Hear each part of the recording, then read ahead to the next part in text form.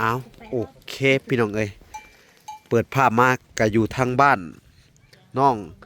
อันไก่ทองพี่น้องเอ้ยเนาะ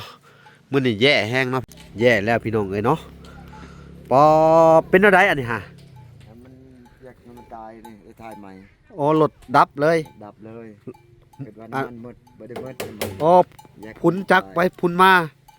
นอกเลยโดยแสดงว่าอันนี้ฮะแบบว่าเวลาสุเจ้าเติมน้ำมันหรืออย่ามันมีน้ำผสมมาบ่จักโดยมีน้ำแสดงว่ามันเป็นน้ำห้านค่าเขาเลยเนาะแม่นแหละอันนั้นตอกทิ่มหมดอืตัวมถังน้ำมันนี่ตอกทิ่มเลย เดี๋ยวถอกถิ่มมาเลยตอกทิ่มไปเลยนั่นดูดออกหมดน้ำมันเก่านี่ก็ถิ่มบ่บ่เลย อ๋อแยกออกมันน้ำมันครับส่วนร้ายนี่น้ำมันสิอยู่เทิง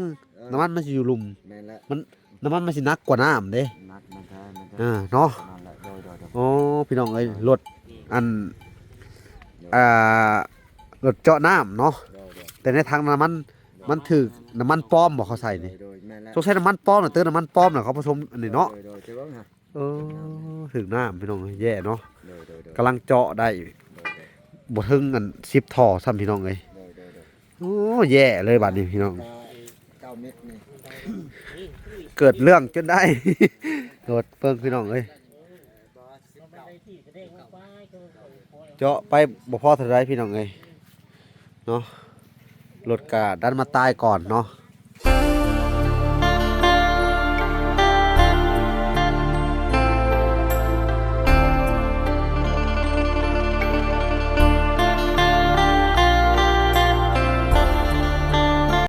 อ้าวโอเคพี่น้องเอ้ยเปิดภาพมากก็อยู่ทางบ้านน้องอันไก่ทองพี่น้องเอ้ยเนาะมื้อนี้แย่แห้งเนาะพี่น้องเนาะอ๋ออุ้ยตายแย่แล้วพี่น้องเอ้ยเนาะปอเป็นอะไรอันนี้ฮะมันอยากมันตายนี่ได้ถ่ายใหม่โอ้รถดับเลยดับเลยเกิดวันมันหมดบ่ได้หมดโอ้พุ่นจักไปพุ่นมานอกเลยโดยแสดงว่าอันนี้ฮะแบบว่าเวลาสุเจ้า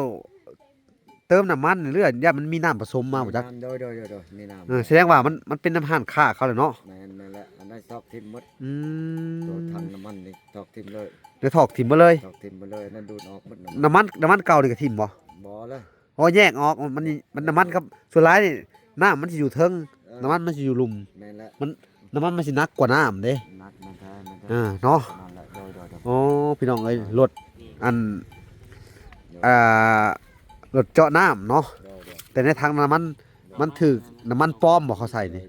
ต้องใช้น้ำมันปลอมน่ะเติมน้ำมันปลอมน่ะเขาผสมอันนี้เนาะใช่บ่ฮะถึงน้ำพี่น้องแย่เนาะกำลังเจาะได้บ่ถึงอัน10ท่อซ้ำพี่น้องเอ้ยโอ้แย่เลยบัดนี้พี่น้อง9 เมตรนี่เกิดเรื่องจนได้ โดดเพิ่งพี่น้องเอ้ยเจาะไปบ่พอเท่าไรพี่น้องเอ้ยเนาะรถกะดันมาตายก่อนเนาะทางบ้านน้องไก่ทองแย่เลยอันนี้เฮ็ดได้นี่ฮะมื้อน้ำบ่เบิ่งน้ำบ่น่ะเนาะแต่น้ำมันออกแล้วน้ำเนาะยังยังไปนอนอยู่น้ำนอนใช้นี่ปอน้ำครึ่งนึงบ่เวลาอยู่ฝุ่นก็มีแต่น้ำมันเทิงน้ำต้องเฮ็ดให้หัวสีตายได้นี่แม่นเลยโอ้แล้วเฮาเสียจังได๋ต่อบาดนี่บ้านสิล้างถังไหมโอ้แสดงว่ามื้ออื่นนี่ก็บ่ทันได้เจาะได้นอนนี่ท่านเยอะทันอยู่เนาะท่านเป่าออกเนาะโอ้มื้อนี้กำลังเจาะได้ไป50เมตรเนาะโจะก่อนโอ้พายขู่สิไปทางไหนพอน้องกระทองสบายดีมาแต่ใช้นี่ฮะ5 กิโลมาแต่คุดจิรอเด้อโอ้หนูได้เท่านี้บ่หรือว่าไปโดนเลยไปแป๊บนึงไปแป๊บเดียวโอ้ไปนี่เนาะไปแล้วก็มาสิพอกินแล้วบ่ล่ะซั่นนี่มันบ่พอแล้วไปขุดใหม่คนหลายเลยเรามาเฮาเจ้าสิพอกินผู้เดียวก็ยังบ่อิ่มจังคุณเด้พอดีเพิ่นก็สิไปหาสิไปขุดต่อบ่บัดนี้100ก็ได้กินแล้วฮะสิไปขุดต่อบ่อ๋อไปขุดมันพอกินบัดนี้เอาสบายดีเด้อสบายดีเนาะเป็นจังไดคือนอน ขนาดหนาวบ่พี่น้องเอ้ยอากาศมื้อนี้เนาะทั้งหนาวพี่น้องมาเข้ากันเลยเนาะอดเอาก่อนเนาะอดเอาก่อนไปได้น้องพรสบายดีเสียงเลย เสียงเป็นหยังไอ มันเป็นไอ เป็นไข่ โดย ปอพี่น้องเลยเนาะกับพอดีมาอัปเดตเบิ่งพี่น้องเลยเนาะทั้งครอบครัวนี่กะเนาะคือเห็นนั่นแหละพี่น้องสภาพก็ยังถ่าไม่อยู่เนาะพอดีทางมาลากระโทรไปถามสร้างคนเอามืออื่นได้เนาะไม่แต่รู้สึกว่าพ้นสิปล่อยๆเนี่ยถ้าตกมามือแรงนี่เซ็ตแน่มือแรงนี่พี่น้องเลยอันตรายเลยแหละนี่ตัวจักเสร็จจังใดพี่น้องนี่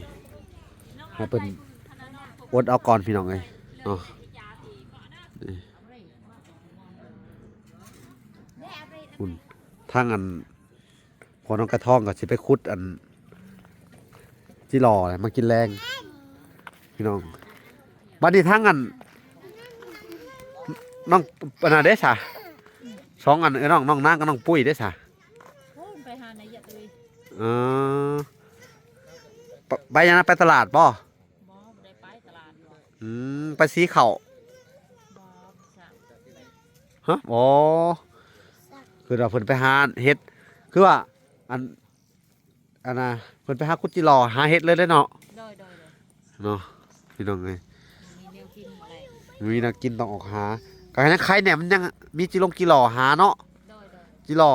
เฮ็ดยามนี่ก็ออกแล้วนี่เนาะมื้อเช้านี่ก็ได้หลายเติบพุ่นน่ะได้หม้อแกงหนึ่งเนาะพอดีกินเนาะพี่น้องเอ้ยนี่แหละพี่น้องเอ้ยหลังจากมาแต่น้องอันนะ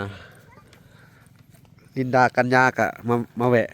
เบิ่งครอบครัวนี่พี่น้องเอ้ยได้ข่าวรถเพิ่นตายพี่น้องเอ้ยก็เลยปกติกันน่าจะแล้วนะมื้อนี้ฮะน่าจะได้จ่ายเงินไปยังมื้อนี้นะพี่น้องเกิดเรื่องก่อนรถดับตายกระทันหันเนาะสู้ๆสร้างเอ้ยสิเป็นจะได้บาทนี่ถ่าสร้างเนาะสร้างเพิ่นเอาปั๊มไปเปลี่ยนให้บ่ เปลี่ยนใหม่เลยใส่ใหม่เลย อ๋อคือต้องซื้อใหม่เนาะ ซื้อใหม่เลย ปั๊มตายว่าซั่นซะปั๊มมันบ่ดูดมันถึงน้ำเนาะ ตายมันแล้ว เลยซื้อใหม่เลย โอ้ อันนั้นแล้วมันสอง เนาะ เอาได้ นี่แหละพี่น้องเอ้ยบ่พอเท่าไรกะเจ๋งเลย เบิร์นมันก็แล้วดอกเบิร์น เนาะ ใส่ปั๊มเลยก็แล่นคือเก่าเลย แม่นคือเขาว่าแหละพอน้ำมันบ่เข้า โดย มันอยากติดอยู่มันเป็นน้ำเด้ มันเป็นน้ำฮะ อือ นี่ หาวิธีเอาออกป้อนหรือได เดี๋ยวออกแล้วสิมังอันนั้นถังน้ำมันนี่ คือบ่เอาน้ำอะไรคือบ่เอาน้ำพอ บอกให้มันน้ำมันก่อน คือบ่เอาผ้าไปจุ่มซุบออกมา จอดทิ้ง สิเป่งสิมีคือบ่มีวันเป่งออกบ่เดี๋ยวนี้ บ่มีบอกโอ้สบายมีมันเป็นเหรอ ทั้งสนิทนี่บ่มีวันเป่งออกพี่น้องเอ้ย นะให้เติมมันละ40 ลิตรเราก็จุกไป30 ลิตร ยังไม่ยังนี่ โดยมันเป็น พี่น้องเอ้ย มันเป็นมันปะทางเสริมนี่อัพเนาะ รถอันนี้ฮะก็ซื้อปีกว่าเนาะ แม่น ปีปลายรถเจาะน้ำบาดาลก็สิเป็นสิเนาะ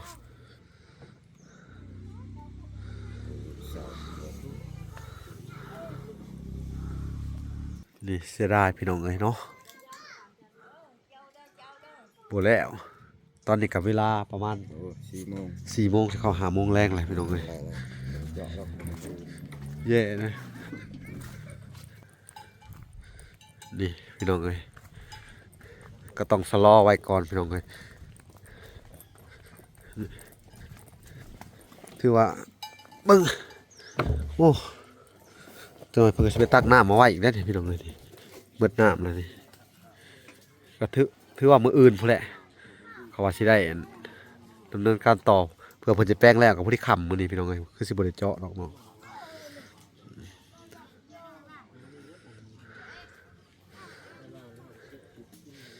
เจาะลงนี่พี่น้องเอ้ยอันนี้ก็คือเขตแดนเพิ่นพี่น้อง สิวกันแป๊บเดียวกับเขตแดนเนาะ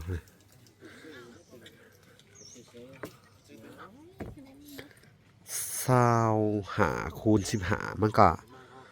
สิประมาณนี่แหละเนื้อที่พี่น้องบ่ได้ลมเฮือนเนาะ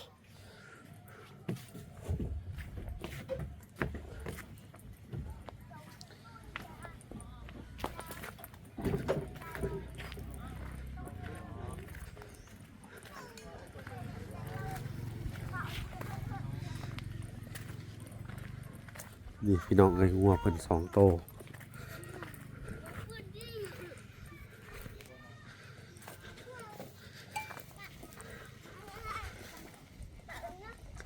ดินแดนเพิ่นน่ะลักแดนไปหั่นไว้น้องเอ้ย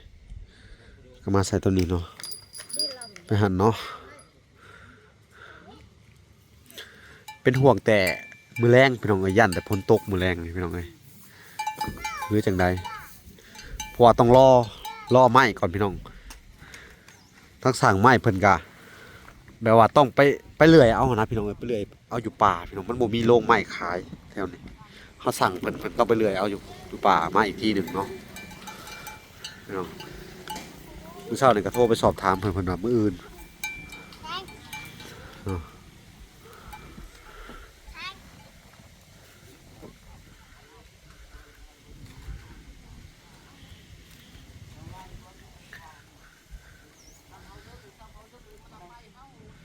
ก็สิประมาณนี้ล่ะพี่น้องแต่ค่ำมายิ่งหนาวเข้าพี่น้องอากาศพุมันแบบว่ามีลมเนาะพี่น้องแล้วก็มีฝนปล่อยๆแบบเป็นฟอยๆจากแบบคล้ายๆคือหิมะตกครับพี่น้องนี่อากาศแปรปรวนให้กันเลยทั้งหนาวทั้งเป็นฝนเนาะปกติแต่ละปีพี่น้องมันก็สิบ่แม่นแบบนี้เนาะบ่มีฝนถ้าหนาวก็คือหนาวไปเลยพี่น้องแต่ปีนี้มันแปรปรวนไปเบิดสภาพอากาศพี่น้องเนาะแปลว่าทิศหนึ่งแล้วฝนตกทิศหนึ่งแล้วฝนตกแต่ปีนี้ผลดีทั้งปีเลยพี่น้องเนาะ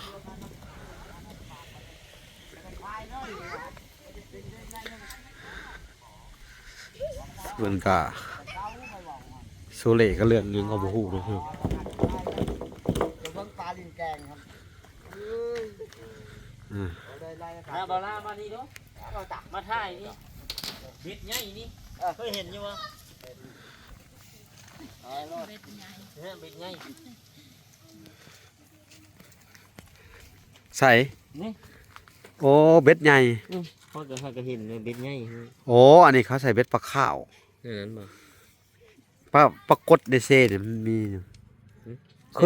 ยถือว่าเคยใส่ แล้วพอบ่จักนะ เออ พอก็หา บางอันก็ซ้ำที่ได้เบ็ดนะ โอ้ใหญ่เนาะ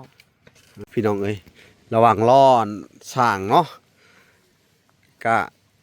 พามักบกกิลินท่านเนาะทางสร้างเพิ่นเนาะอืม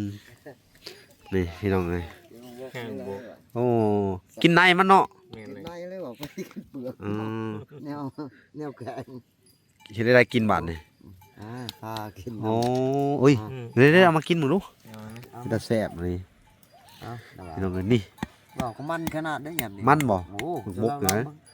เออ เออ บ่คอยบ่กิน พี่น้อง มีกันอยู่หนึ่งเก็บไว้ เออ บ่ไม่อยากเพิ่นน่ะ ว่าเห็นเขาไปถูบเขาเห็นได้เขาถูบเอาบ่ มันน้ำมันแตกได้มัน แดง แตกครับนี่ก็ เออ แล้วละ คือเนาะ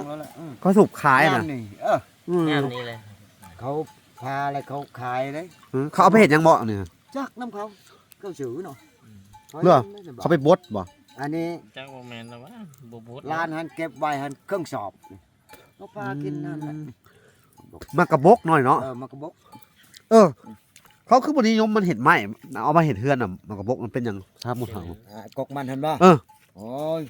แนวมันบ่ถูกจังหวะมันคลั่มก็ อื ว่า แม่นบ่ มนี่มีแต่ไม้หั่งเห็ดเสาไม้ ม ไม้อันนั้นไม้จิกมัน แท้ๆเขาไปตั้งสื่อมันเองเขาเปลี่ยนสื่อมันใหม่ก็ได้บ่เห็นมันบก เอ้อ เปลี่ยนมันสื่อเป็นแบบว่า ชื่อฮักมันพาบ่ได้ ฮะ จักสิตินมันก็ยอม ไม่อันนี้มันแข็งนะเห็นเพื่อนในชาติ บ่ได้ อืมต้องตั้งสื่อมันใหม่แหละไม่เนี่ยมุ้ยคนอันนิยมเห็นเฮือนนี่ถอดงาม นะบ้าเจ้าพาอันนี้เป็นทอนแล้ว ในหานเขาเผาทานนี่เขาเบาได้ หืม ในบกนี่เขาเบาได้ เขาบ่เอานะ มันมุนได้เป็นมุนได้เจ้าเผาทาน นะ อันนั้นนี่เขาเบาอุ้ยคอยไปขายตอนนั้นกับบักโตยลูกชายเวียดวามอันนั้นนะ ไม่บกในมุนเลย เออ เผาเห็ดถ่านเนาะ เผาทานมาได้นี่ไม่เชือกนี่ได้ อืม กับไม่อันนั้นไม่ติ้วนี่เขามัก มันห นี่ มุน นะ บ่ มันมุนเจะว่าออกหันมุนเลยแหละ เขาเลิกซื้อเลยบ่ เขายังซื้ออยู่หักซื้อไม่ติ้วไม่อันนี้แหละไม่เชือกไม่หั่งนี่แหละ ไม่ติ้วนี่ ไม่จิกนี่แหละเขาซื้อ เพิ่นซื้อกันโลเท่าไหร่เนี่ย ไม่ได้เป็นโลเลยเอาเป็นอันนั้นนี่ได้คนเป็นลาแล้วละ โอ้ล้าเท่าไหร่ซุมื้อ ลาหนึ่ง600,000 เออ ความยาวนี่ก็เม็ดความสูงนี่ก็เม็ดก็ลาหนึงแล้วแหละ เนาะ 600,000ลา 600,000 ก็ไล่เอาใส่รถไถ อืม เอาคนเขาก็ไล่แล้วล่ะลา100,000 โดย ทายแล้วนั่นน่ะนาเบาเมื่อยเฮ็ดกับมันแล้วไปนี่อีกเอ้าไปวะเฮ็ดไม่ได้เฮ็ดครับแล้วมาจังหวะไอ้ไก่ๆเลยกระแลนลูกเคยสาว เนาะพี่น้องเอ้ย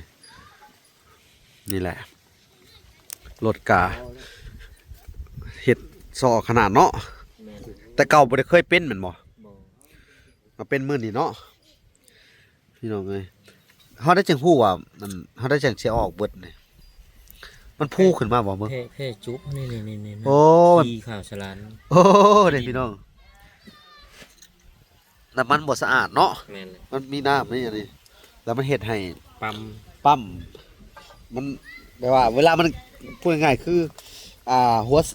ปั๊มมันไปสีดใส่กับอันหัวเทียนรถน่ะมันบ่ไหม้มันบ่ติดพี่น้องเอ้ยมันมีน้ำมันเนาะสุดท้ายมันมีแต่น้ำมันบริสุทธิ์เข้าไปแล้วมันสิเผาไหม้ได้พี่น้องเอ้ยประมาณนี้นะนี่ประมาณหัวสีดประมาณนี้ปั๊มตัวนี้เนาะพี่น้องเอ้ยนี่แหละ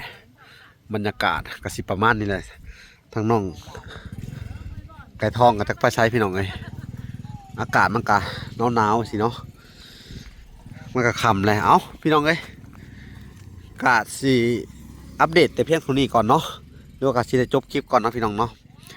ก็เงียบเนาะน้องๆเพิ่นก็บ่ได้อยู่เนาะทางพ่อเพิ่นก็ไปหาอยู่หากินน้องๆก็จักไปทางใดพี่น้องเอ้ยเอ้าโอเคพี่น้องเอ้ยคลิปนี้ก็บ่ล่ะก็สิได้ขอตัวลำลาไปก่อนเนาะฝากไปติดตามคลิปตอนต่อไปเนาะมื้ออื่นบ่ล่ะก็จะได้มาติดตามเบิ่งอีกทีหนึงเนาะในการเจาะน้ำบาดาลเนาะถ้าเจาะเสร็จก็จะจ่ายเงินค่าน้ำบาดาลให้เพิ่นก่อนเนาะพี่น้องแล้วก็รอท่ามื้ออื่นไม้โครงหลังคาก็สิมาเนาะพี่น้องก็จะให้เพิ่นเฮ็ดโครงหลังคาต่อเลยเนาะพี่น้องเนาะเอ้าโอเคคลิปนี้ก็สิได้จบลงก่อนเนาะแต่เพียงเท่านี้เนาะโอเคพอกันใหม่พี่น้องเอ้ยคลิปหน้าบ๊ายบาย